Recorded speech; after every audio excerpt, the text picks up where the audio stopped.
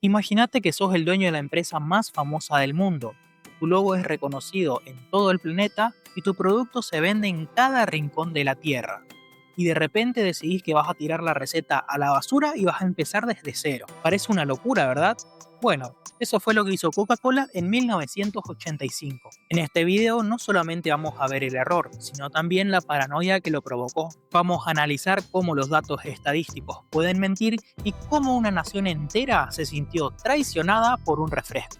Prepárate porque esta es la historia de cómo Pepsi casi gana la guerra, cómo Coca-Cola casi se arruina a sí misma y por qué hoy en 2026 seguimos estudiando este caso como la lección número 1 de cualquier negocio. Para entender el pánico de Coca-Cola debemos mirar el panorama que se vivía en 1974. Estados Unidos estaba cambiando. Coca-Cola era el refresco de la posguerra, la generación de los baby boomers. Pepsi, que siempre había sido el segundo lugar eterno, el hermano pobre, se dio cuenta de algo brillante. No podía vencer a Coca-Cola en historia, así que decidieron vencerla en juventud. En 1975 nace el Pepsi Challenge. Fue una guerra publicitaria. Iban a los centros comerciales con cámaras ocultas y la gente probaba dos vasos, una con Pepsi y otra con Coca-Cola. El 57% elegía Pepsi. La narrativa cambió de Coca-Cola es la mejor a Coca-Cola es lo que toma tu abuelo, pero Pepsi es lo que te gusta a ti. Dentro de la sede central de Coca-Cola en Atlanta, el ambiente era de un búnker en guerra. Roberto Goyucieta, un ingeniero químico cubano brillante pero extremadamente analítico, tomó el mando en 1981. Este ingeniero miraba los números y se aterraba. Coca-Cola estaba perdiendo cuota de mercado cada año. Si la tendencia seguía, Pepsi sería la número 1 para 1990. Y aquí es cuando entra el Proyecto Kansas, un equipo secreto de químicos y expertos en marketing. Hicieron algo que nadie se atrevía a decir en voz alta. Quizás nuestra fórmula de 99 años ya no es buena. Realizaron miles de pruebas. Descubrieron que el paladar humano moderno prefería algo más suave, con menos notas de vainilla y más azúcar. Y ahora habían creado la fórmula perfecta en el laboratorio. Pero se olvidaron de una cosa, los humanos no somos de laboratorio.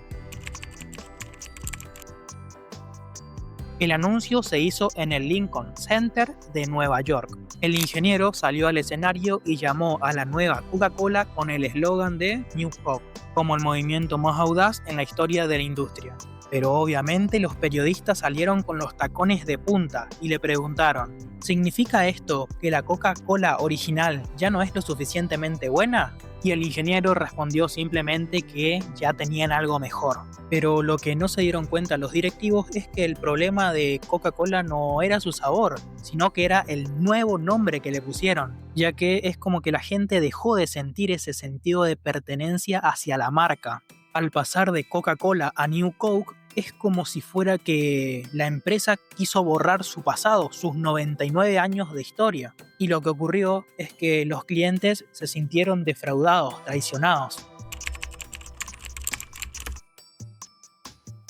Lo que ocurrió después fue un caos sin precedentes. Lo que los ejecutivos de Coca-Cola no entendieron es que para el estadounidense promedio, Coca-Cola no era solo una empresa, era una institución. Cambiar la fórmula de la Coca-Cola fue percibido como si el gobierno hubiera cambiado la letra del himno nacional o como si hubiera cambiado los colores de la bandera de Estados Unidos. La gente no estaba simplemente enojada, estaba dolida y decepcionada. Empezaron a llegar muchísimas cartas a las oficinas de Atlanta que no hablaban del sabor, hablaban de la traición. Muchos escribían, es como si hubieran matado a un miembro de mi familia. Y también mensajes que decían, ahora mis hijos jamás sabrán lo que se sentía refrescarse con una deliciosa Coca-Cola. Guy Mullins, que era un inversor de Seattle, se convirtió en el enemigo número 1 de la New Coke. Mullins fundó la organización Old Cola Drinkers of America. Gastó más de $100,000 de su propio bolsillo para imprimir folletos, organizar protestas e incluso crear una línea telefónica de quejas. En el momento que se conoció que la Coca-Cola original dejaría de producirse, En Texas y en California, la gente vaciaba los estantes de la Coca-Cola original para poder tener guardada dicha Coca-Cola antes de que lancen toda la nueva línea de la New Coke. O sea, cuando se dejó de vender la Coca-Cola original y se empezaron a vender la nueva línea de las nuevas Coca-Colas, el precio de las Coca-Colas originales que la gente había almacenado en su casa se revendían entre 5 y 10 veces más del precio de la Coca-Cola original. La línea de atención al cliente de Coca-Cola recibía muchísimas llamadas diarias. Para que tengan una idea, lo normal es que Coca-Cola recibiera 400 llamadas diarias, pero cuando se lanzó la nueva línea de Coca-Cola empezaron a recibir 8.000 llamadas diarias solo de quejas. La empresa tuvo que contratar psicólogos para que hablaran con los operadores, porque estos estaban saturados por la crisis de ansiedad que les generaban tantas quejas. Los clientes llamaban gritando, insultando y lo más bizarro, algunos llamaban simplemente para llorar en silencio mientras el operador los escuchaba. La presión llegó hasta el ejército. En las bases militares, los soldados se negaban a comprar la New Coke.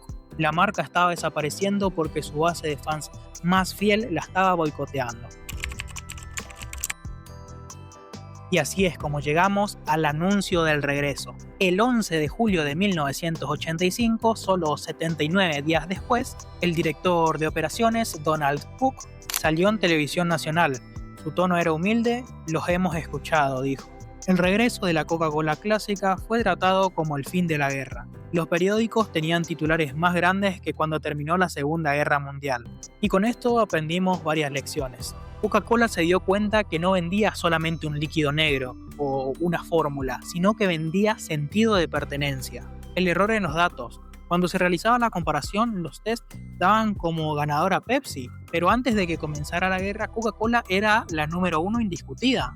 Entonces, dichas estadísticas no reflejaban la realidad. Si bien Pepsi era la que ganaba en las encuestas, en realidad Coca-Cola era la número 1 en ventas. Entonces, hubo un error en los ejecutivos a la hora de visualizar esos datos, ya que pasaron de ser los números 1 a casi fundirse, porque Pepsi le había quitado muchísimo mercado. Y por otro lado, la suerte en el marketing, ya que Pepsi, al intentar derrotar a Coca-Cola, en realidad después la terminó haciendo más fuerte, ya que la gente no sabía cuánto amaba el producto hasta que se lo quitaron y comenzaron a hacer manifestaciones en todo Estados Unidos. Hoy la New Coke queda solo como una mancha en la historia de Coca-Cola, pero nos sirve como recordatorio de que si algo funciona, no lo toques. Y esta fue la historia de cómo Coca-Cola casi se va a la quiebra por un error de ellos mismos. Bueno gente, espero que les haya gustado el video, suscríbanse, denle like, dejen un comentario para ayudarme con el algoritmo y nos vemos en el próximo video.